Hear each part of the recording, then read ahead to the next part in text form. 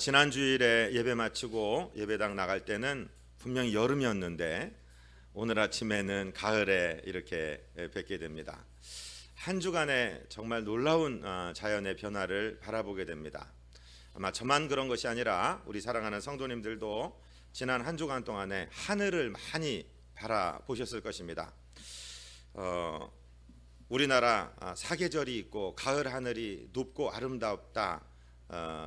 다른 나라도 그러던데요. 그랬을 수 있지만은 여러분 정말 이 초가을에 느끼는 구름 한 점 없는 맑은 하늘은 정말 얼마나 우리를 맑게 하고, 이 세상은 아직도 고난이 많고 환난이 많고 여러 가지 난리의 소식들이 있지만 하나님 바라보면 하나님이 그 맑은 하늘 보여주심으로 우리와 함께하고 계시다 하는 것을 나타내 주신다고 생각합니다.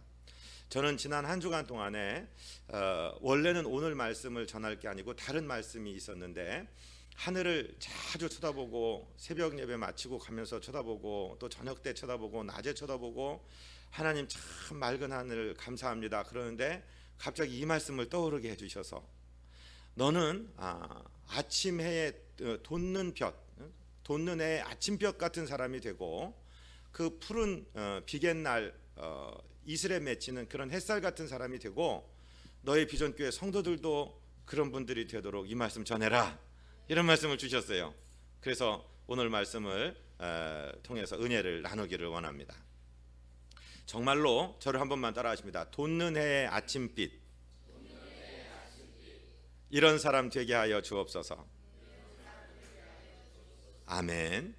이 세상이 아무리 힘들고 괴롭다 할지라도 우리가 그 어둠을 가르고 솟아오르는 해의 아침빛 같은 사람이 된다면 우리를 통해서 하나님이 기쁜 영광을 받으실 것이고 우리를 만나는 모든 사람이 생명을 얻고 소망을 얻게 될 줄로 믿습니다. 그런 사람이 되시기를 주님 이름으로 축복드립니다. 아멘. 그런데 이 말씀은 다윗의 유언입니다.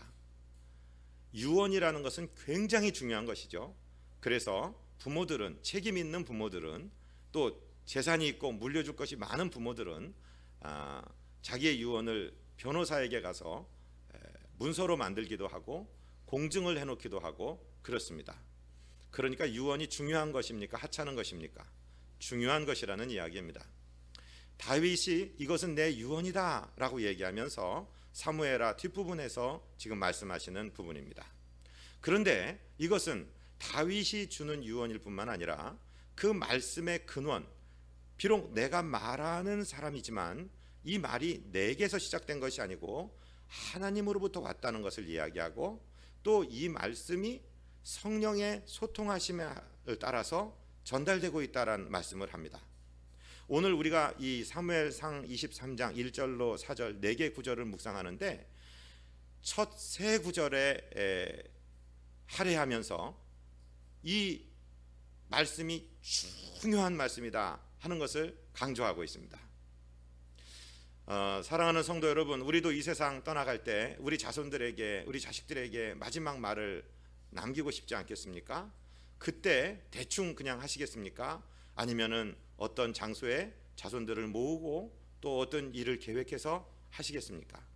오늘 이 말씀을 대하기 전에 예수님을 보시면 예수님께서도 그 십자가 지시기 전날 밤 최후의 만찬을 준비하시고 그렇게 제자들에게 말씀하십니다. 제가 누가복음 22장 14절로 16절을 읽어볼 테니까 들어보십시오. 때가 이름에 예수께서 사도들과 함께 앉으사 이르시되 내가 고난을 받기 전에 너희와 함께 이 유월절 먹기를 원하고 원하였노라. 내가 너희에게 이르노니 이 유월절이 하나님의 나라에서 이르기까지 다시 먹지 아니하리라 하시고, 즉 이 저녁 자리는, 그리고 내가 이 저녁에 너희들한테 전할 메시지는 정말로 중요한 것이기 때문에 내가 이 유월절을 너희와 같이 먹기를 원하고 원했다라고 말씀하시면서 예수님은 제자들의 발을 씻어주시고 또 당신의 십자가를 예표하는 성찬을 제정하시면서 이 잔을 마셔라, 너희를 위해서 십자가에서 흘릴 나의 피다, 그것을 예표하는 것이다. 또 이 떡을 먹어라, 내 몸을 찢어서 너희의 죄값을 치르고 너희들을 구속할 이 몸을 상징하는 이 떡을 먹으면서 너희끼리 서로 사랑하라, 서로 희생하라, 이 중요한 메시지를 남겨주셨죠. 부활하시고 난 다음에도 40일 동안 이 세상에 머무르시면서 세계 선교의 명령, 그 중요한 명령을 전하셨던 예수님을 기억하게 됩니다. 또 이 말씀은 우리에게 무엇이 생각나게 하냐면은 야곱의 하나님을 생각하게 하는데, 야곱의 하나님은 어떤 하나님이시냐면요, 야곱이 마지막 상세기의 마지막 부분에 보면은 야곱이 자식들 12명을 축복합니다. 그런데 49장에 야곱이 자식들 12명 공식적으로 축복하기 전에, 유언처럼 축복하기 전에 48장에 보면 11번째 아들 요셉, 그 요셉으로 말미암아 자기 가문 전체가 구원을 얻게 됐는데, 이 요셉이 이집트에서 낳은 므낫세와 에브라임이라는 두 아들, 즉 야곱의 손자를 특별하게 축복하는 장면을 우리가 만날 수 있습니다. 그런데 창세기 48장 15절 16절을 제가 읽어드릴 테니까 들어보십시오. 그가 요셉을 위하여 축복하여 이르되 내 조부 아브라함과 아버지 이삭이 섬기던 하나님, 나의 출생으로부터 지금까지 나를 기르신 하나님, 나를 모든 환난에서 건지신 여호와의 사자께서 이 아이들에게 복을 주시오며 이들로 내 이름과 내 조상 아브라함과 이삭의 이름으로 칭하게 하시오며 이들이 세상에서 번식되게 하시기를 원하나이다. 이렇게 축복하고 있어요. 여러분, 우리 입장에 한번 대보십시오. 우리가 이 세상을 살고 사랑하는 우리 자손들을 축복하고 떠날 때 어떻게 축복하겠어요? 어떻게 하면 하나님께서 내 축복을 그대로 응답해 주실 거라고 생각하시겠습니까? 내 조상의 하나님, 내 소시적부터 나를 이끌어 주신 하나님, 내 인생의 모든 환난에서 나를 건지신 하나님, 내가 이 하나님께 아뢰고 이 하나님의 이름으로 축복하오니 우리 자식들을 복되게 하여 주옵소서. 그렇게 하시지 않겠습니까? 야곱이 그렇게 축복했어요.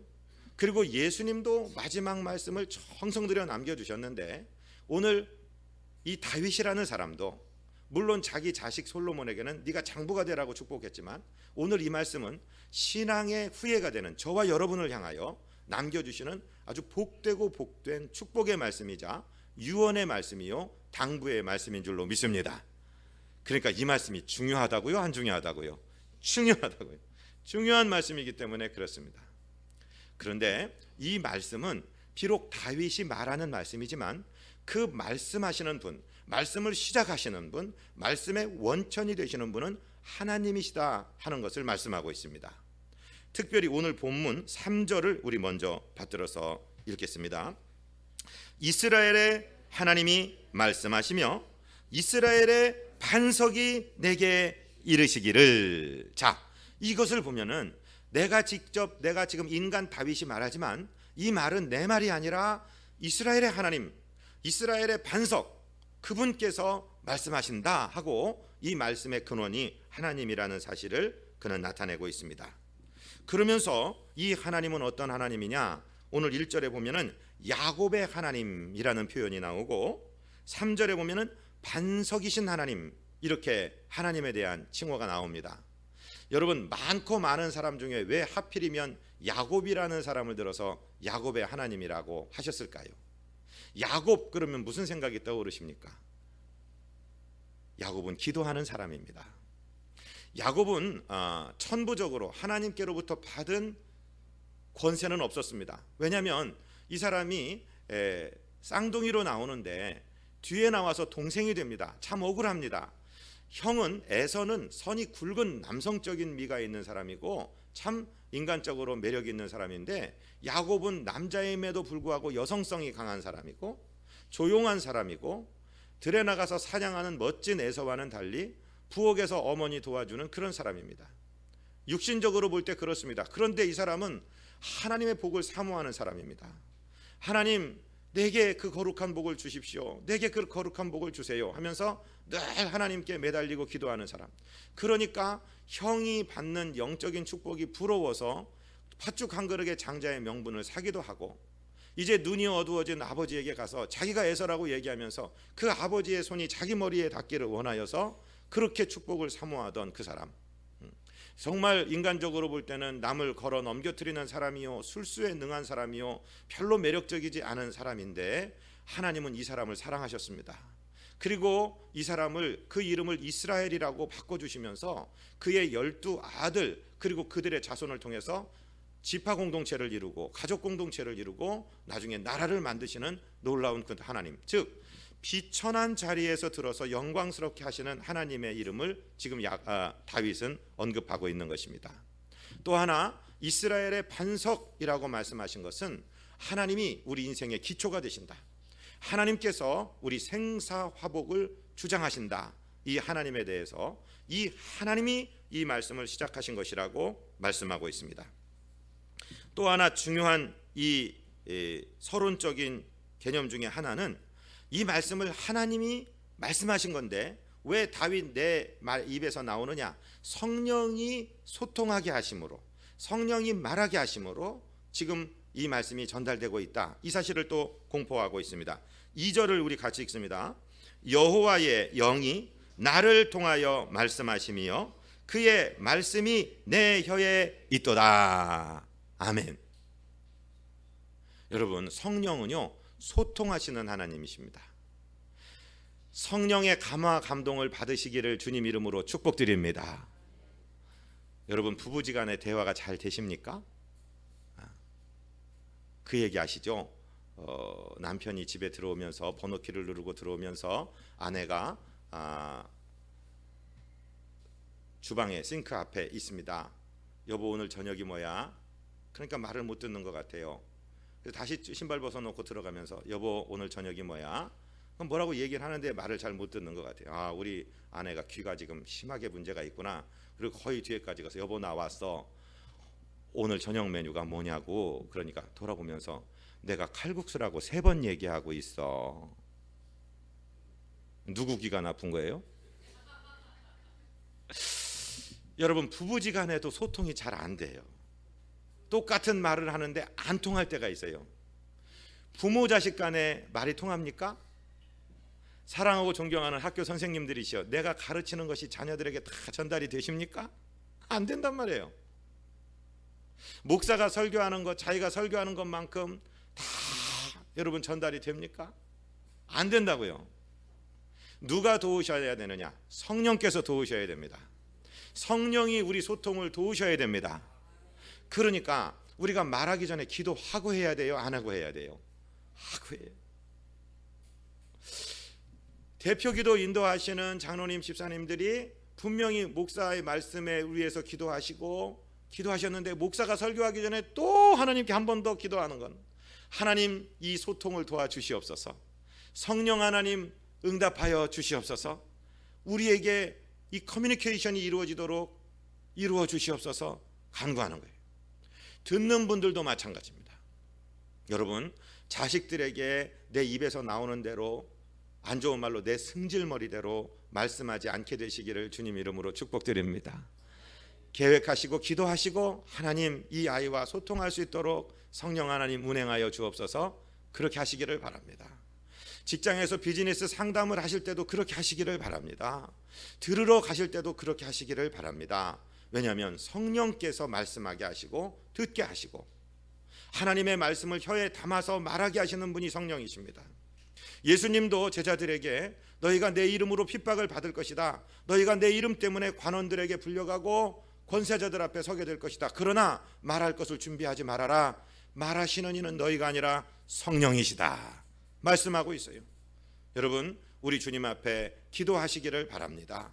어떤 말씀을 하시든 어떤 소통을 하시든 말을 잘 알아듣게 해달라고 기도하시기를 바랍니다. 오늘 다윗은 이 중요한 말씀을 남기면서 이것은 하나님으로부터 발원한 말씀일 뿐만 아니라 성령 하나님께서 우리의 소통을 도우시는 성령 하나님이 내 입에 넣어주신 말씀이다라고 이야기합니다.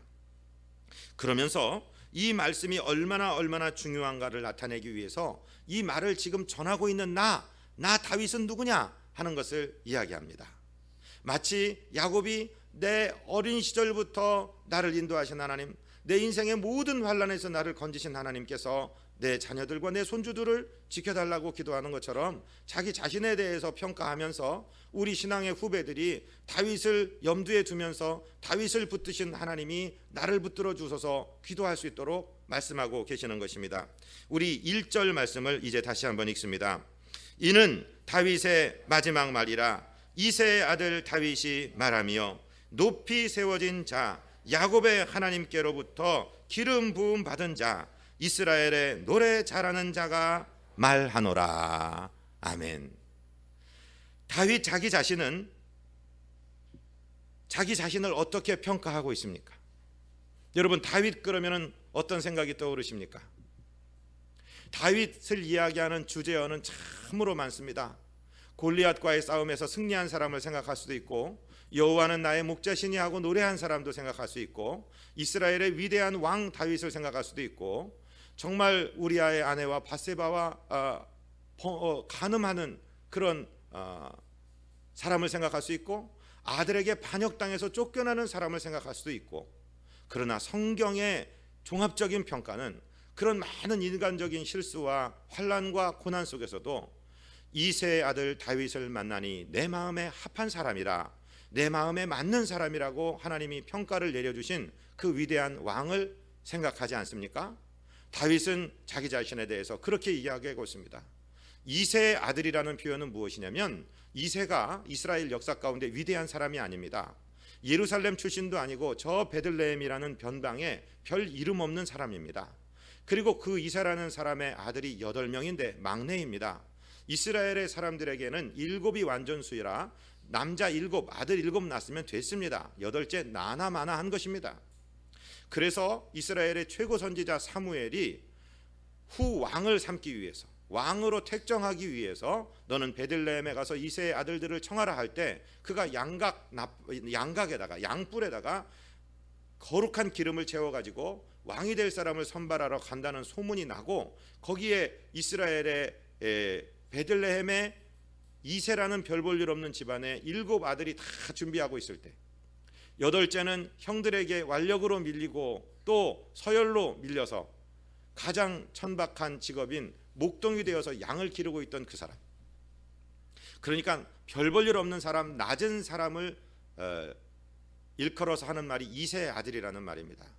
그런데 그 이새의 아들을 하나님께서는 역사상 가장 위대한 왕, 이스라엘의 통일 왕국의 왕으로 높이 세워주셨다라고 자기 자신을 지금 평가하고 있습니다.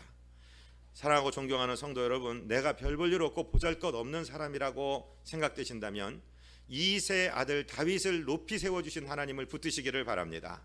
그 하나님께서 지금 말씀하고 계시다 하는 것입니다. 그 다음에 이 다윗이 자기 자신에 대해서 또 무엇이라고 설명하고 있습니까? 하나님의 손에 위에서 위대한 왕이 되도록 높이 들려주실 뿐만 아니라 하나님께 기름 부음을 받은 자라고 얘기하고 있습니다. 기름 부음을 받았다는 것이 무슨 뜻일까요? 기름 부음 받았다는 것에서는 한 3가지의 뜻이 있습니다. 저를 한번 따라 하십니다. 성별하신다, 유능하게 하신다, 영광스럽게 하신다. 할렐루야. 기름 부음 받은 자는 그리스도를 말하는데 왕이요 제사장이요 선지자를 말하는 것이죠. 그건 직능별로 할 때 그런 얘기고, 기름 붓는다는 것의 특징, 기름 붓는다는 것이 무엇을 의미하냐면은 거룩하게 구별한다는 것입니다. 하나님께서는 출애굽기에 보면은 성막을 만들게 하시고 하나님의 임재를 나타내는 성막에 많은 성구들을, 제사를 드리고 하나님을 섬기는 도구들을 만들게 하신 다음에 레위기에 보면 거룩한 향유를 그 성물들에게 부으라고 얘기합니다. 그래서 거룩하게 만드는 것입니다. 여러분, 지금 여기 강대상이 있죠. 이런 나무 탁자가 시청 강당에 있으면 나라 물건이죠. 이런 마이크가 국회의원들 앞에 있으면 그건 나라 물건입니다. 그런데 이것은 하나님을 섬기도록 거룩한 성전에 하나님을 위해서 구별해 있습니다. 그래서 성물입니다. 여기 있는 이 사람도 같이 밥 먹고 모든 일을 다 하는데, 거룩한 기름 부은 종이라고 얘기하는 것은 하나님을 위해서 성별했습니다. 세상 일 다른 거 하지 말고 너는 굶든지 죽든지 내 일만 하거라, 성별해서 그걸 성직자라고 얘기합니다. 많은 무리들이 있습니다. 공부하는 학도, 무슨 사관, 생도, 무리들 도자가 많이 들어가는데 왜 사랑하고 존경하는 성도님들을 성도라고 불러요? 하나님을 위해서 구별해 놓으신 분들이기 때문에 그렇습니다. 그렇기 때문에 저와 여러분이 하나님의 거룩한 기름 부음을 받은 줄로 믿으시기를 바랍니다. 두 번째, 유능하게 된다, 능력 있게 된다는 말은 기름 부음을 받는 순간부터 하나님의 능력이 임하게 되는 것입니다. 성령의 기름 부으심을 받을 때 능력이 임합니다. 여러분, 성령의 기름 부으심을 받으시기를 주님 이름으로 축복드립니다. 성령의 기름 부으심을 사모하시기를 주님 이름으로 축복드립니다. 사울도 그랬고 다윗도 그랬고 솔로몬도 그랬고 모든 왕들이 기름 부음을 받고 난 다음에 예언의 영이 임하기도 하고 전쟁에서 이기는 승리의 영이 임하기도 합니다. 여러분, 우리가 예수 믿는데 성령 충만 받아야 되고 성령의 기름 부으심 받아야 되는 이유가 바로 여기 있습니다. 성령의 기름 부으심을 받는 사람이 일을 해야 하나님의 일이 일어나는 것입니다. 그분들이 학교에서 가르쳐야 놀라운 역사가 자녀들에게 일어날 줄로 믿습니다. 그분들이 나라 일도 하고 직장 일도 하고 세상 사람들을 살리는 의사의 일도 하고 모든 일에 하나님의 기름 부으심이 넘치시기를 주님 이름으로 축복드립니다. 그래야 유능하게 되는 거예요. 그래야 하나님의 권세가 드러나는 거예요. 세 번째는 기름 부음을 받으면 영화롭게 됩니다. 하나님께서 영광스럽게 하시는 줄로 믿습니다. 여러분, 내가 스스로를 높여서는 안 됩니다. 나는 자꾸 낮추고 엎드리고 정말 숨어도 하나님께서 높여주셔야 됩니다. 하나님께서 저와 여러분의 이름에, 저와 여러분의 머리 위에 기름 부어 주심으로 영화롭게 되시기를 주님 이름으로 축복드립니다. 다윗 자신은 하나님께 기름 부음 받은 자다, 이걸 생각하고 있어요. 기름 부음 받았다고 그러니까 목사님들이 자기를 나타내려고 목사님 기름 부음 받았다, 물론 그것도 말이 됩니다.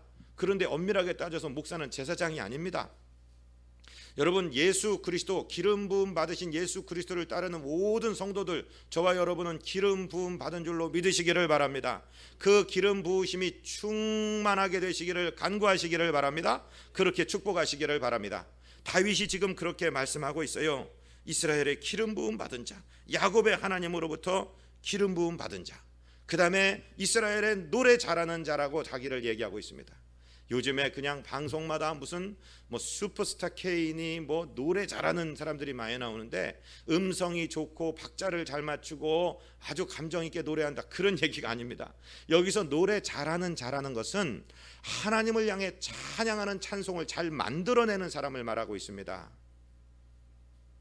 여러분, 우리가 말하는 말, 하나님께 기도하는 기도가 정말 하나님의 귀에 아름답게 들리는 시가 되기를 주님 이름으로 축복합니다.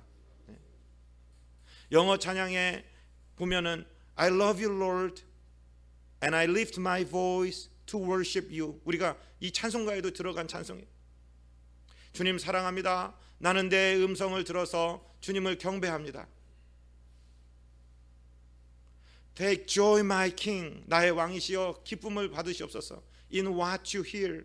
당신께서 들으시는 내 찬양 가운데 May it be a sweet sweet sound in your ear. 나의 드리는 기도가 주님의 귓가에서 달콤하고 달콤한 소리가 되기를 소원합니다 하면서 드리는 찬송. 여러분, 다윗은 시편의 7, 80% 이상을 기록할 수 있는 시인이었습니다. 아름다운 찬송자가 되기를 하나님께 구하시기를 바랍니다. 그런 다윗이 말한다, 이렇게 얘기합니다. 자, 보십시오. 1절에서 이런 다윗이 2절 성령의 도우심을 따라, 성령의 소통케 하심을 따라 3절 이스라엘의 하나님이 말씀하신 것을, 이스라엘의 반석이 말씀하시는 것을 말한다. 자, 이렇게까지 서론을 장황하게 길게 했으니까 이 말이 중요하다는 얘기입니까? 안 중요하다는 얘기입니까? 중요하다는 얘기입니다.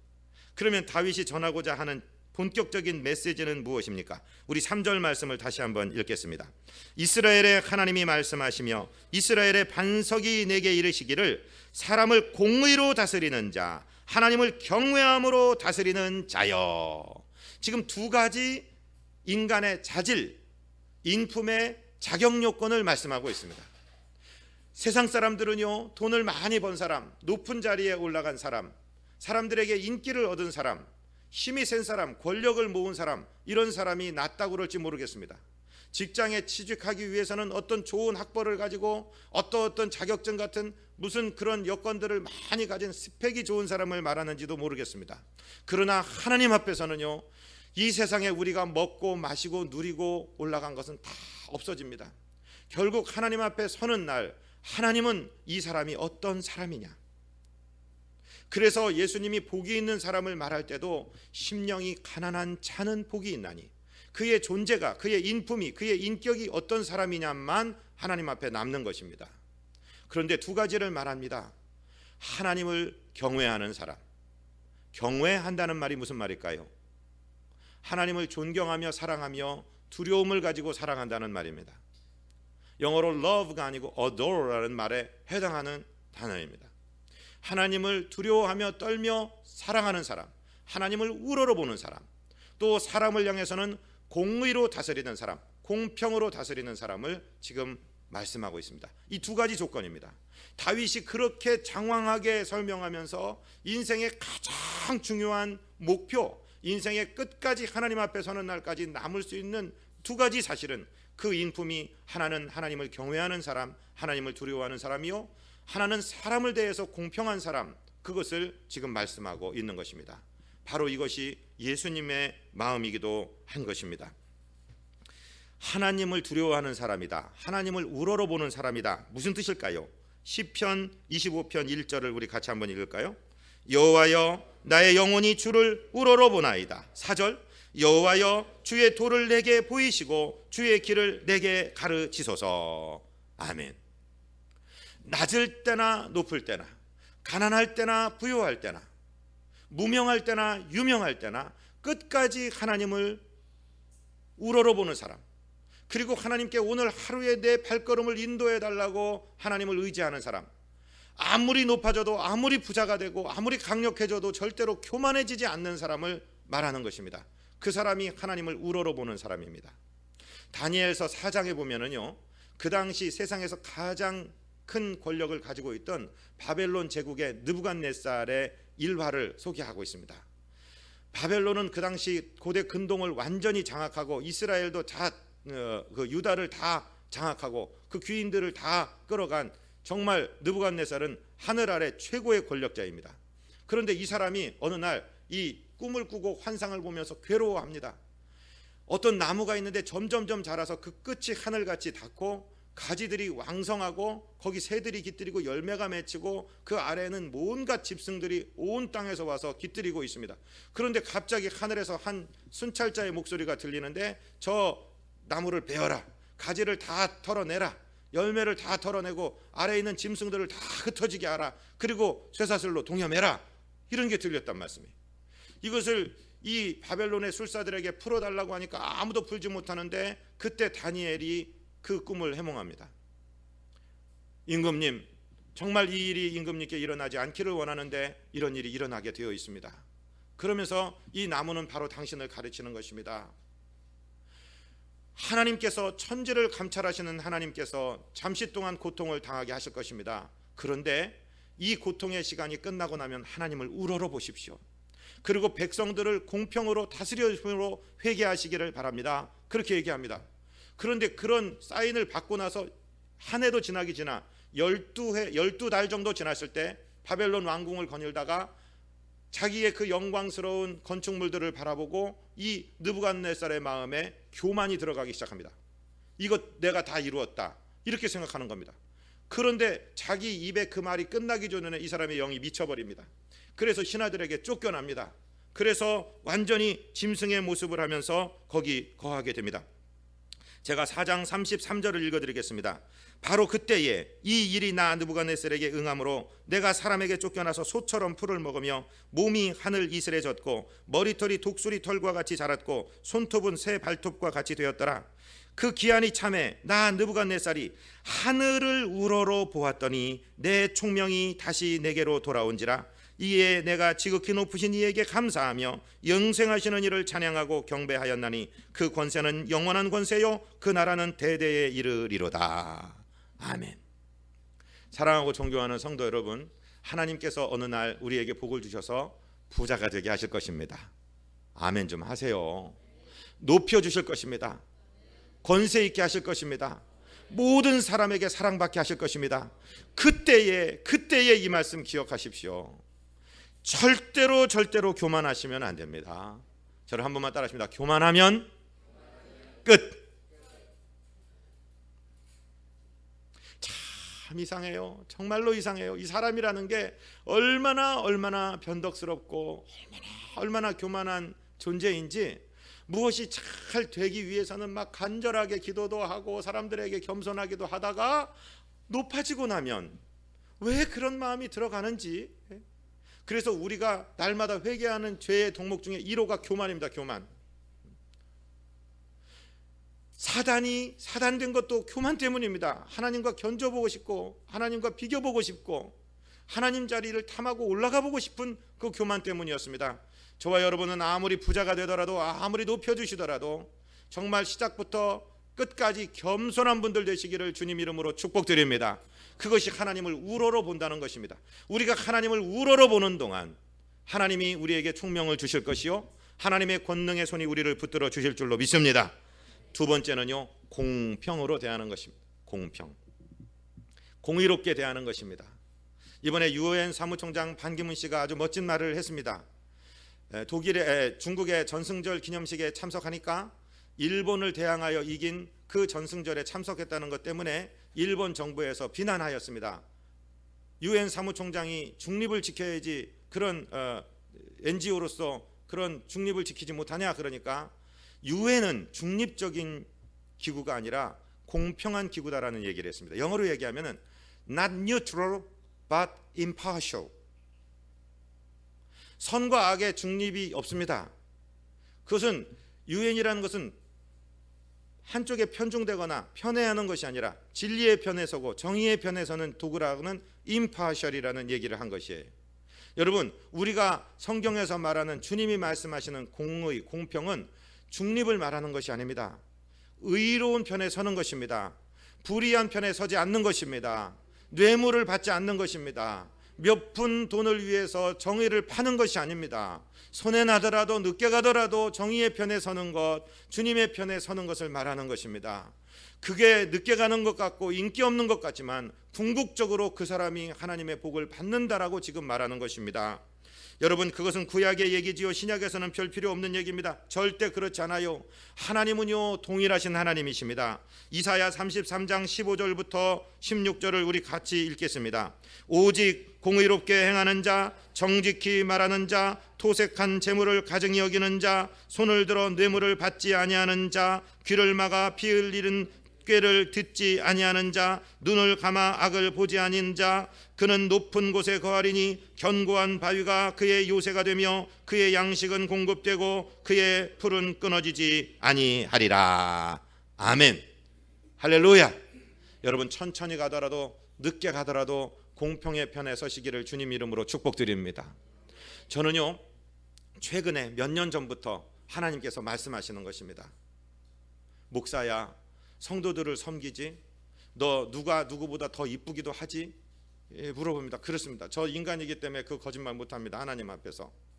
성도님들이 똑같이 다 이쁘지는 않습니다. 어떤 분은 더 이쁘고 어떤 분은 조금 섭섭하고, 지금은 그렇지 않은데 옛날엔 그랬습니다. 그런데 하나님께서 내 눈을 달라고 그래라. 네가 제대로 된 목회하기 원한다면 네 눈으로 사람 보지 말고 내 눈으로 사람 보거라. 그러면서 공평을 계속 말씀하시는 거예요. 공평을 말씀하시는. 그래요. 그래서 제가, 하나님은 저분을 어떻게 보십니까? 그러니까요, 하나님이 하나님의 시각을 주시는 거예요. 여러분, 이 시각이 저와 여러분들에게 있게 되시기를 주님 이름으로 축복드립니다. 자, 인간적으로 한번 생각해 보세요. 자녀를 가르치는 선생님들, 사업하시는 분들, 회사 운영하시는 분들, 여러분 주변에 사람들이 있죠. 다 똑같이 이쁩니까? 누구는 조금 더 이쁘고 누구는 조금 섭섭하고 그럽니까? 솔직히 말해보세요. 있죠. 조금 다르죠. 누가 더 이쁜 사람이 좀 있죠. 그런데 하나님께서는요, 그 눈으로 보지 말고 내 눈으로 봐라. 하나님을 네가 두려워하는 만큼 하나님의 사랑을 입은 사람으로 한 사람 한 사람을 대해주거라. 그러고 보니까요, 정말 사랑스러워요. 정말 아름다워요. 이건 비밀스러운 말씀입니다. 편애하지 않는 것, 편협되지 않는 것, 편중되지 않는 것.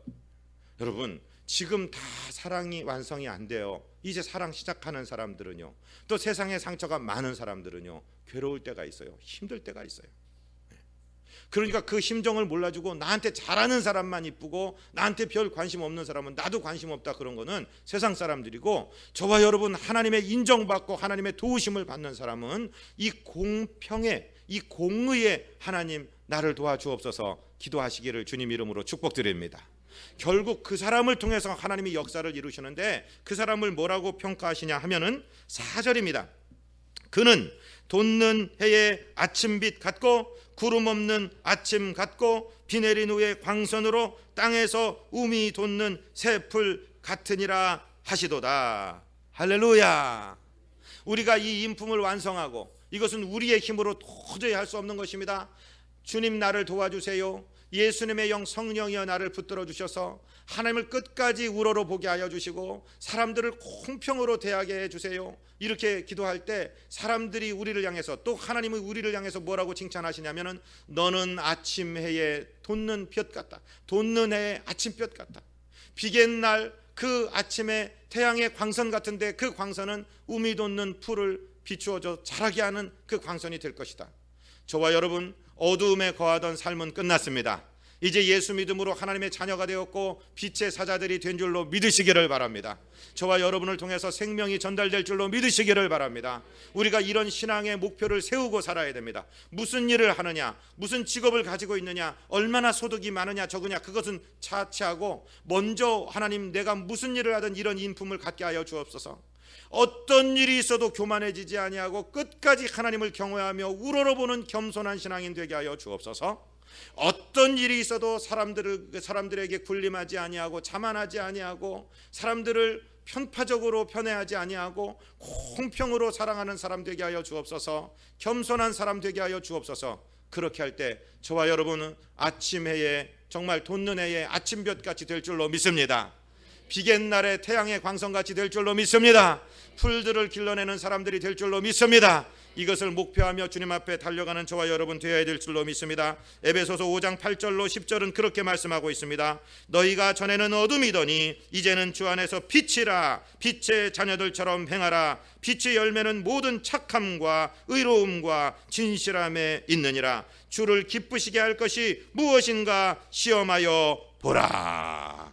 오늘 말씀을 마음에 품으시고 정말 어두운 세상 지날 때 햇빛 되게 하옵소서 찬성하고 달려가는 저와 여러분 되시기를 주님 이름으로 축복드립니다. 하나님 우리 아버지, 우리는 하나님의 손으로부터 무엇을 받는 것에 관심이 참 많았는데 하나님께서는 우리가 이런 인품을 갖추고 이런 그릇을 먼저 갖추라고 말씀하십니다. 하나님 정말로 돋는 해의 아침볕같이 되게 하여 주시옵소서. 비 내린 후에 맑은 광선같이 되게 하여 주시고 수풀을 또 새풀들을 자라게 하는 그런 광선 되게 하여 주옵소서. 우리 구주 예수 그리스도 이름으로 믿사옵고 축복하고 간구하옵나이다. 아멘.